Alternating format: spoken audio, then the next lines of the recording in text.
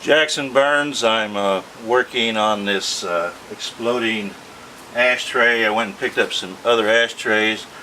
They're not quite made the same. They have a little bit different back, but they're made out of the same material and they're the same size, so it should work fine. It's going to be a leaning test.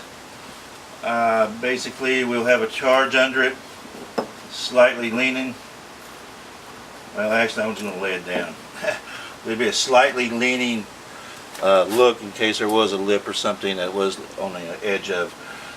Basically, this is the bar. This is what we're going to be exploding.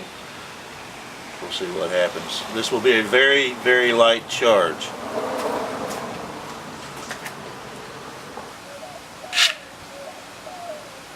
Three, 2, 1. This will be a heavier charge, leaning on the ashtray, glass ashtray.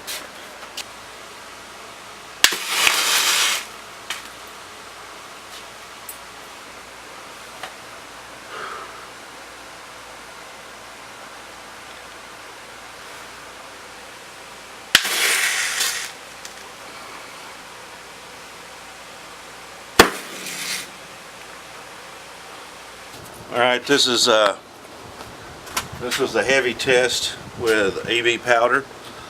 So you can see it leaves quite a bit of discoloration, both on the board or the bar and on the ashtray, and also leaves the residue as well as wires.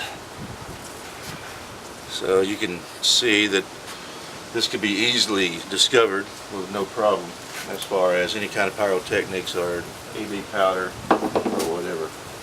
We shall go to the next experiment.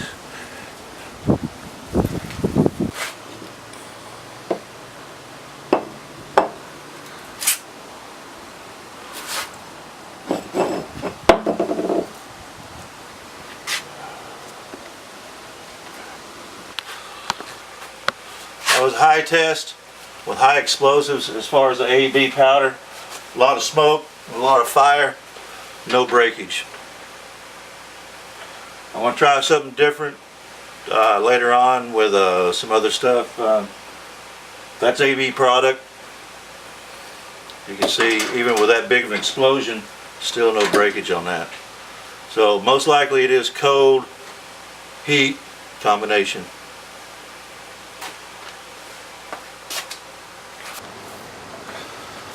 On the next one, I will use cold. I will show you the cold and heat it up, and it'll break the ashtray.